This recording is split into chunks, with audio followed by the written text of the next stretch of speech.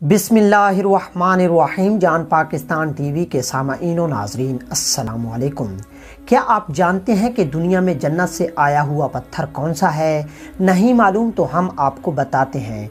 दुनिया में जन्नत से आने वाला पत्थर हजरे अस्वद है, जो कि बैतुल्लाह में इस्तादा है, जिसके बारे में रसूलुल्लाह सल्लल्लाहु अलैहि वसल्लम ने फरमाया, हजरे अस्वद दूध से भी ज़्यादा सफ़ेद था, जिसे औलादे आदम के गुनाहों ने स्याह कर दिया।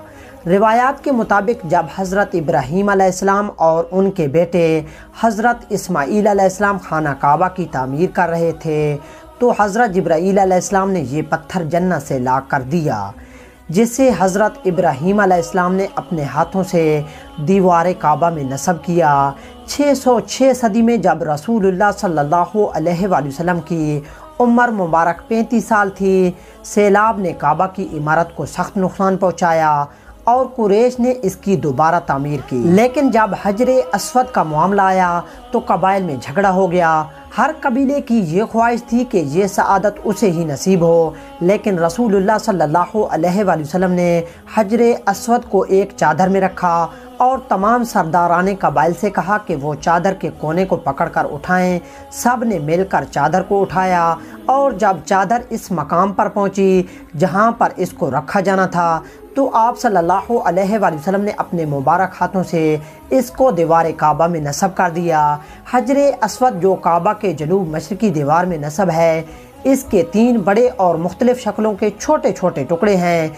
ये टुकड़े अंदाज़न 2.5 फुट कुतर के दायरे में जुड़े हुए हैं, जिनके गिर्द चांदी का गोल दायरा बना हुआ है। अब्दुल्ला बिन उमर रज़ियल्लाहु ताला अन्हु बयान करते हैं कि मैंने नबी करीम सल्लल्लाहु अलैहि वसल्लम को ये फरमाते हुए सुना, बिलाशुबा हजरे अस्वद और मकाम इब्राहीम जन्नत के याकूत में से याकूत हैं। अल्लाह ताला ने इनके नूर और रोशनी को ख़त्म कर दिया है।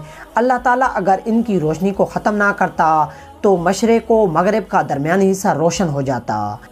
एक हदीस के मुताबिक हजरे अस्वद को छूना गुनाहों का कफ़ारा है। दोस्तों, उम्मीद करता हूँ कि आपको वीडियो अच्छी लगी होगी। अगर अच्छी लगी है तो इसे प्लीज़ लाइक और शेयर करें, और मज़ीद इस तरह की वीडियोस को देखने के लिए जान पाकिस्तान टीवी को देखते रहें। जल्द मिलते हैं नई वीडियो के साथ, तब तक के लिए अल्लाह हाफ़िज़।